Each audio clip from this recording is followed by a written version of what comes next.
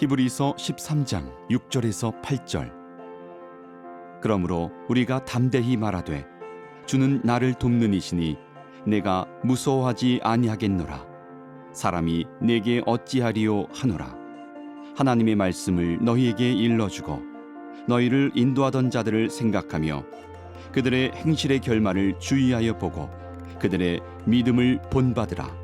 예수 그리스도는 어제나 오늘이나 영원토록 동일하시니라.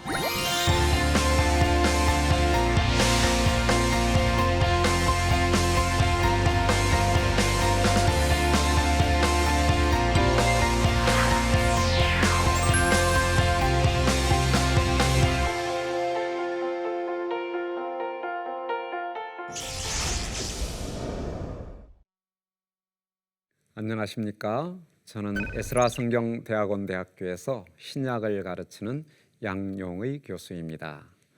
오늘은 저희들이 히브리서의 마지막 강의를 진행하겠습니다. 12강인데요. 본문은 히브리서 13장입니다. 참된 예배라는 주제로 본문을 살피겠습니다. 오늘 저희들이 강의 시간에 살펴볼 몇 가지 포인트를 보면요. 첫째는 성도의 삶으로 드리는 예배를 보겠습니다.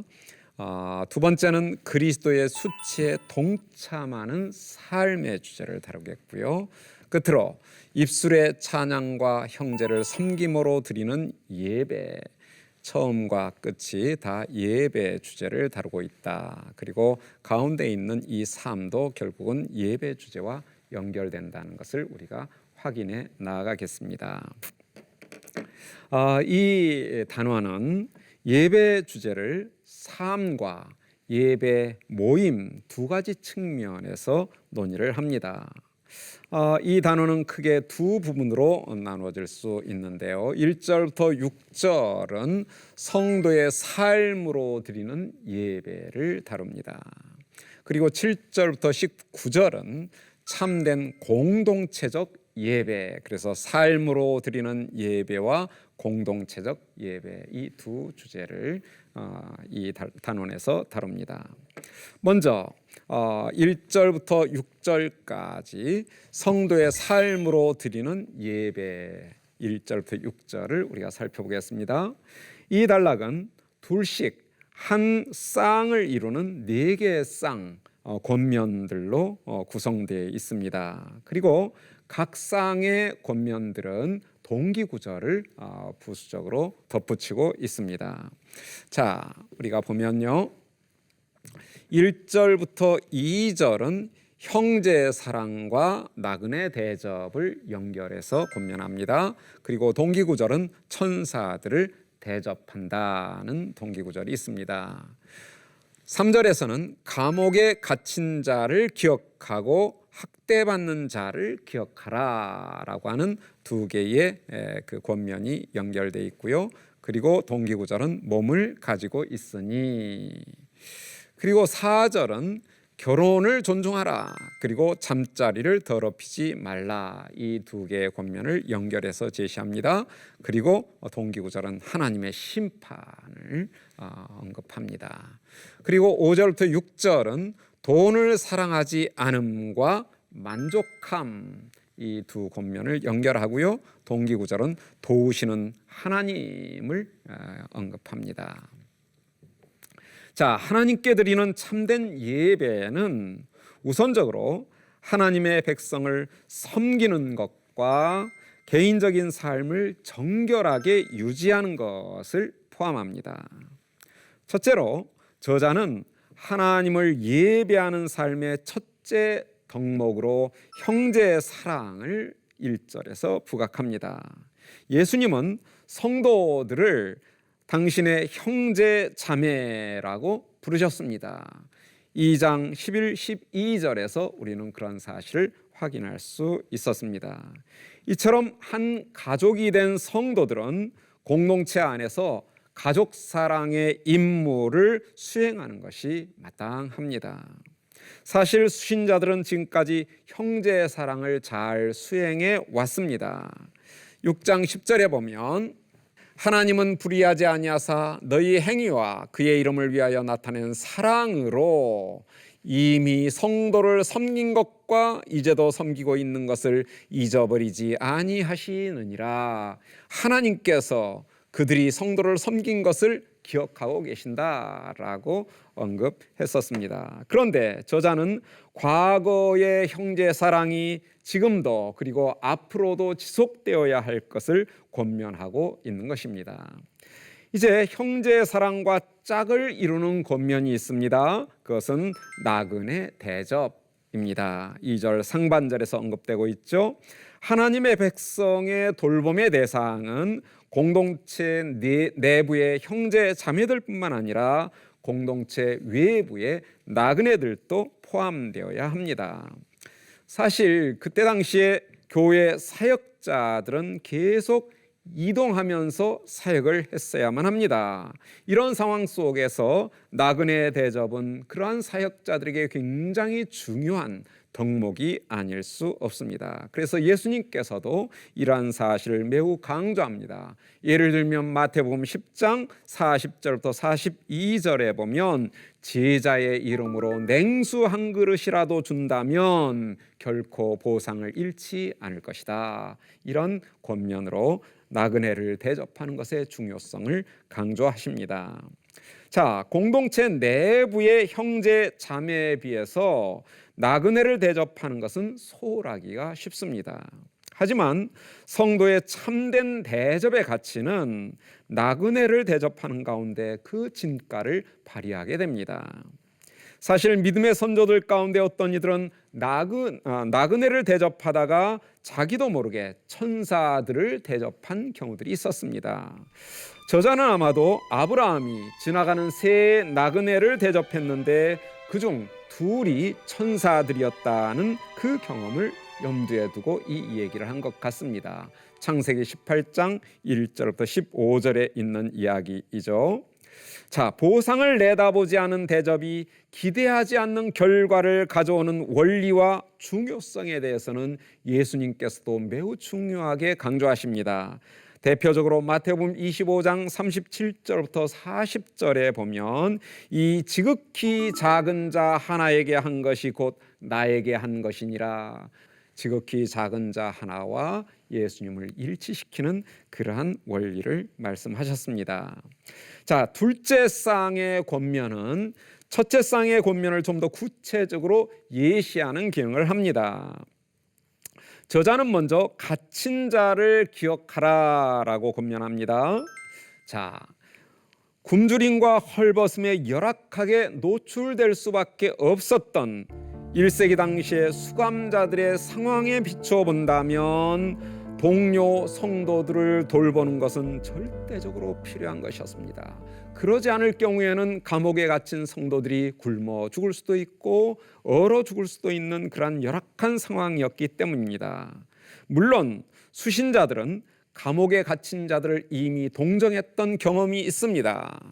10장 34절에 보면 너희가 갇힌 자를 동정하고 너희 소유를 빼앗기는 것도 기쁘게 당한 것은 더 낫고 영구한 소유가 있는 줄을 알미라. 그들은 이미 이 영구한 소유를 내다보면서 갇힌 자를 동정하는 그러한 경험이 있는 자들이었습니다. 그런데 그들의 그러한 관심을 잊지 말고 앞으로도 계속 가져야 한다라는 사실을 권면하고 있습니다. 저자는 그 관심의 정도를 이렇게 말합니다. 마치 자신도 함께 갇혀 있는 것처럼 내가 감옥에 갇혀 있다 생각하며 감옥에 갇혀 있는 자들을 돌보아라. 수신자들에게 기대되는 관심은 힘든 일에 있어서도 가족처럼 동질감을 가지고 그 문제를 함께 해결해 나아가야 하는 것입니다. 저자는 이어서 학대받는 자들도 기억할 것을 권면하고 있습니다. 3절 하반절에 여기에서 학대받는 자들은 수신자들이 이미 경험했던 그러한 고난을 회상케 합니다. 수신자들은 이미 비방과 환난을 당해서 구경거리가 된 경험이 있고요. 또한 자기들의 재산을 빼앗기는 경험도 하였습니다. 10장 32절부터 34절에 그러한 사실을 기술해 줍니다. 그리고 그들은 그처럼 고난당하는 자들의 동료가 되기도 했었습니다. 따라서 수신자들은 자신들이 몸으로 고난을 경험한 것처럼 학대받는 자들을 잊지 말고 계속해서 관심을 기울여야 한다라는 권면을 주고 있습니다.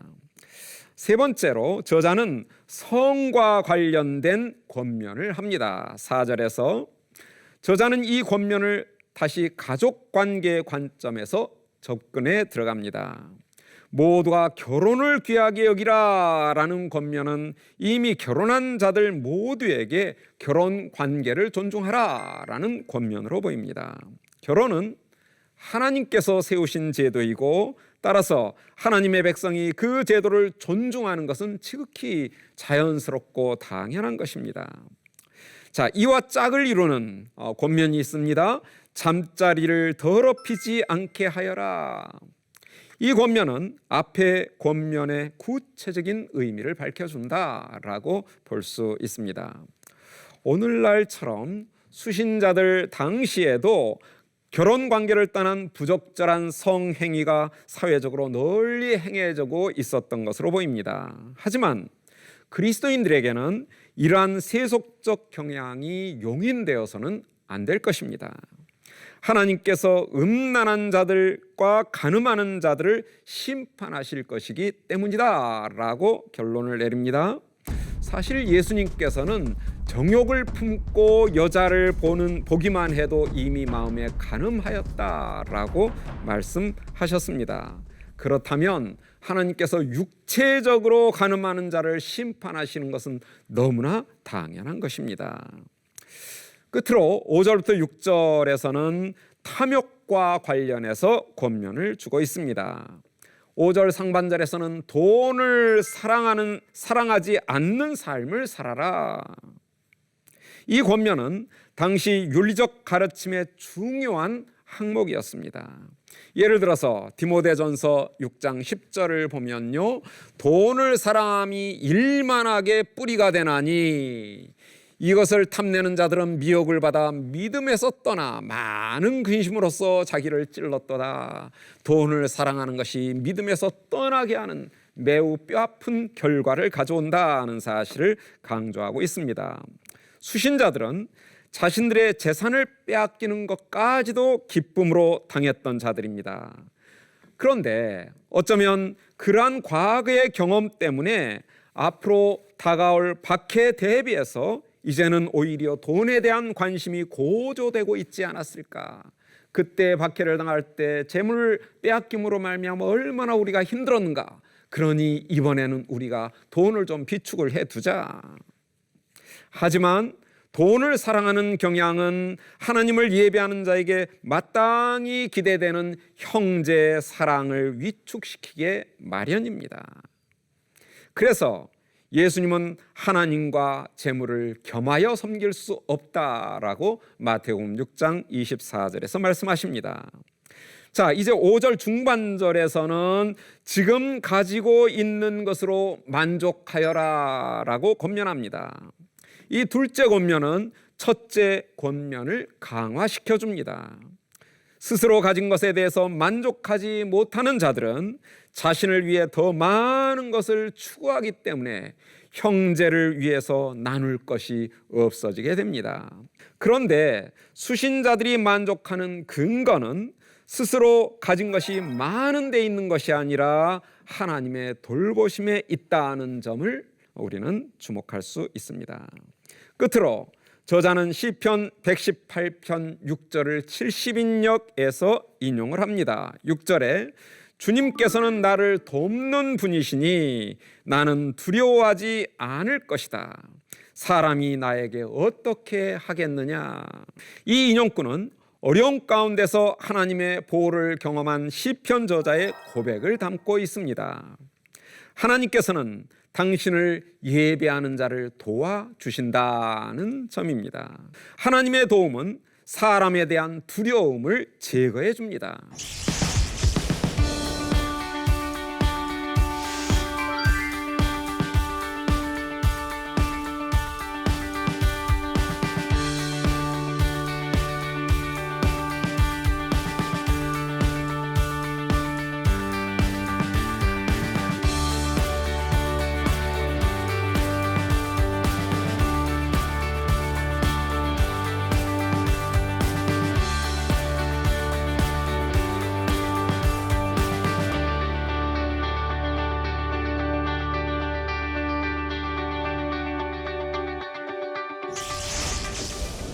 이제 두 번째로 참된 공동체 예배를 살펴보겠습니다.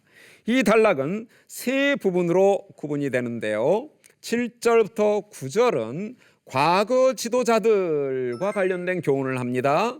그리고 10절부터 16절은 공동체 예배 주제를 다룹니다. 그리고 끝으로 17절부터 19절은 현재 지도자들과 관련된 권면을 주고 있습니다.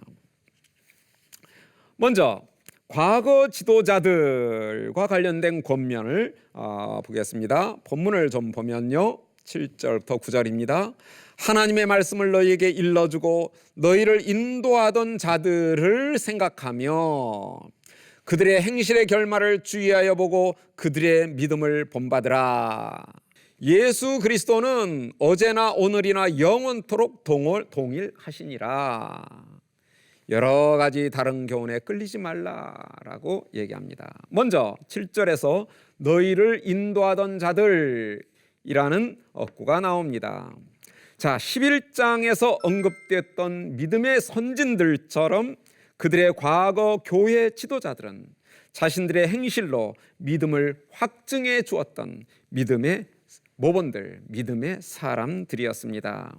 아마도 그들은 어려운 시련에도 불구하고 자신들의 신앙적 신념에 흔들리지 않는 그러한 삶을 살다가 죽었던 지도자들로 보입니다.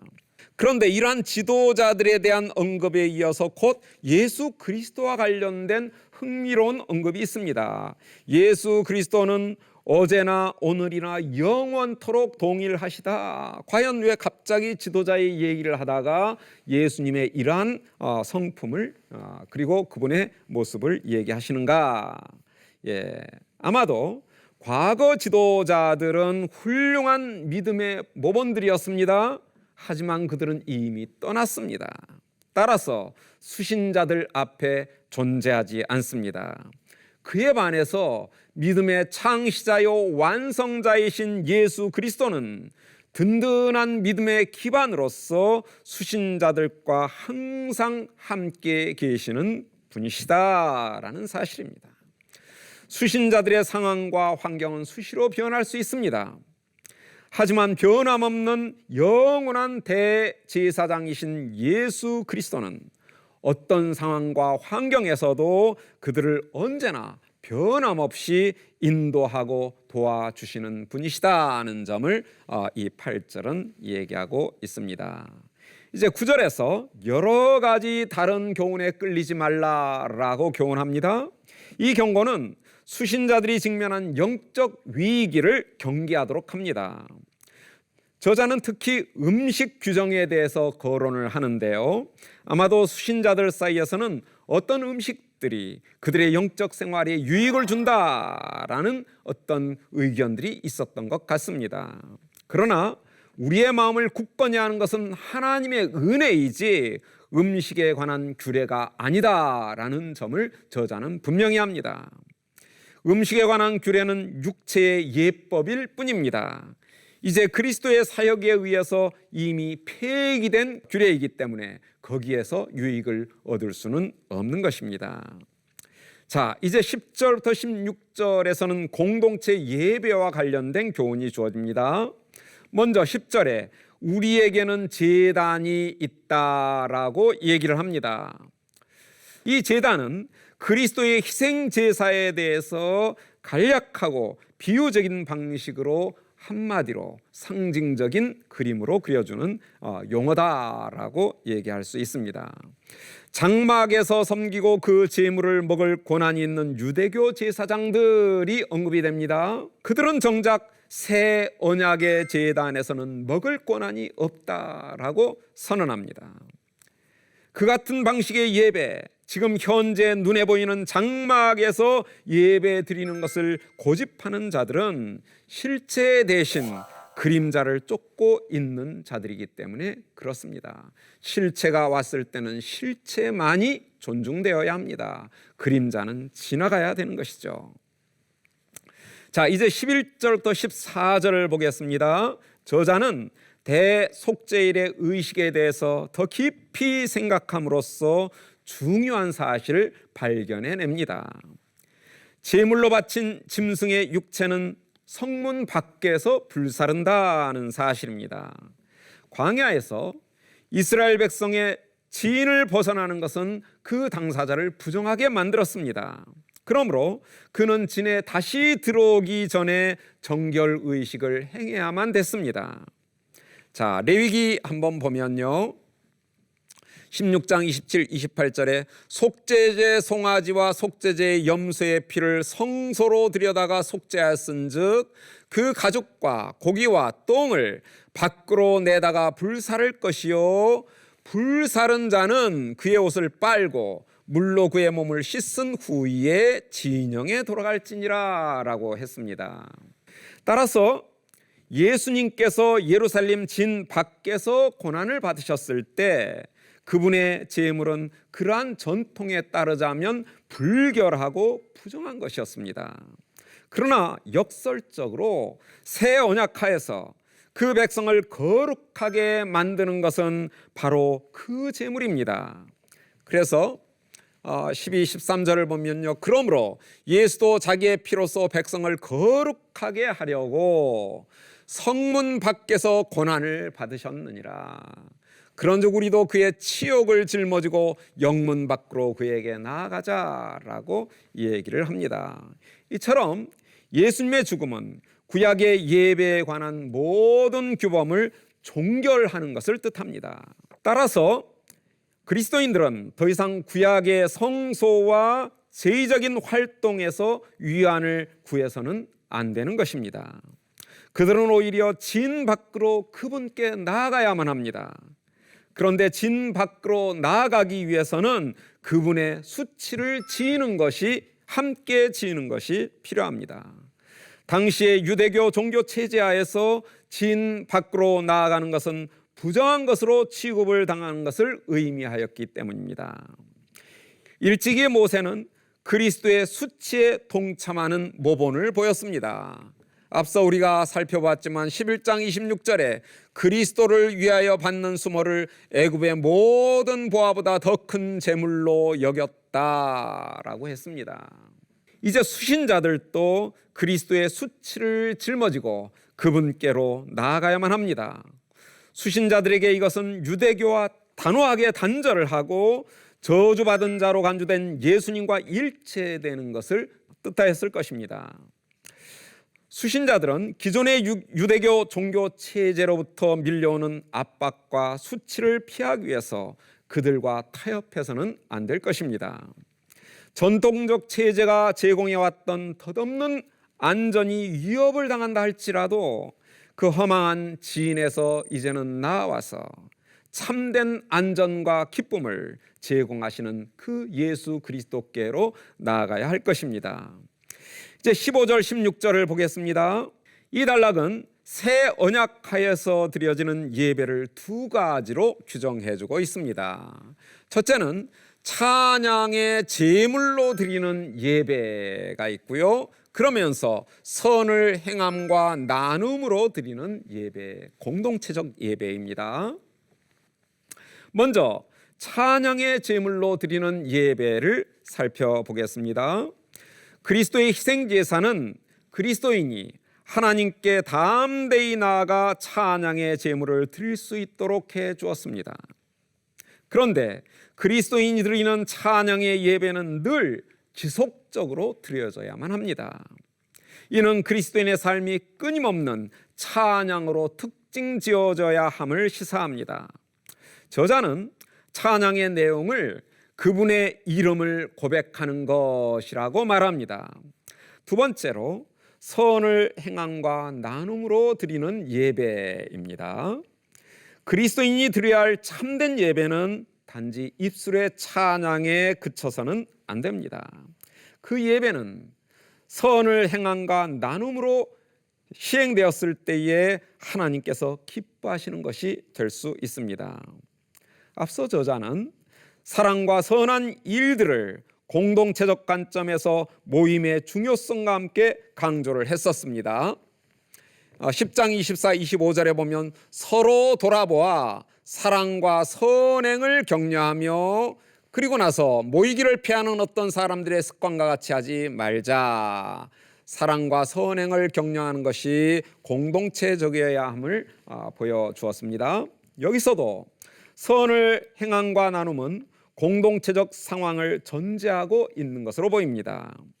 선을 행함이라고 번역된 유포이이아스는 공동체 안에서 상호 관심의 구체적인 표현을 뜻합니다. 또한 나눔이라고 번역된 코이노니아스는 공동체적으로 삶의 모든 영역, 특히 재물을 나누는 그런 교제를 의미합니다. 대표적으로 우리가 사도행전 2장 44절이나 4장 32절에서 그러한 나눔의 실천적인 모습을 볼 수가 있습니다. 사실 선을 행함과 나눔은 그 의미 영역이 상호 겹치는 개념들입니다. 따라서 중언법적으로 그 중요성을 강조하고 있습니다. 그리스도인 공동체가 형제에 대한 관심을 실제 행동으로 서로 표현하지 않는다면 그들의 입술의 찬양은 하나님께서 기뻐하실 수 없습니다. 하나님께서 기쁘시게 받으시는 공동체적 예배는 찬양의 제물과 더불어 형제에 대한 섬김의 제물이 함께 드려지는 예배이어야만 합니다. 이제 동물을 제물로 드리는 예배의 시대는 끝이 났습니다. 그리스도의 완전한 몸 제사와 더불어 이제 그리스도인들에게는 찬양과 선행의 제물로 드리는 예배만 남아 있습니다. 너무나 다른 예배입니다. 그리스도의 몸 제사는 이 정도로 현저하고 실제적인 변화를 우리에게 가져온 것입니다. 이제 모든 그리스도인은 이런 변화가 가져온 특권을 깊이 깨닫고 실제적으로 누리는 것이 필요할 것입니다. 자, 그러면 오늘 우리가 살펴본 본문의 내용을 삶에 적용할 몇 가지 적용점들을 보겠습니다. 첫째로 우리는 형제 사랑과 나그네 대접을 소홀히 하고 있지는 않는가를 보아야겠습니다. 그리고 우리는 진 밖에 나가서 예수님과 함께 수치당하는 것을 기뻐하는가. 끝으로 우리는 삶의 모든 자리에서 하나님을 늘 찬양하는 삶을 살고 있는가. 자, 이렇게 해서 모든 히브리서 강의 12주의 강의를 마무리합니다. 지금까지 이 강의를 통해서 우리 모두가 그리스도의 희생 제사로 구원받은 하나님의 백성에게 부여된 특권, 곧 하늘 지성소에 나가 하나님 보좌 앞에서 참된 예배를 드릴 수 있는 이 놀라운 특권을 앞으로 우리의 모든 인생을 통해 공동체적으로 개인적으로 풍성하게 누리기를 간절히 기대합니다. 지금까지 시청해 주신 여러분 모두 진심으로 감사합니다.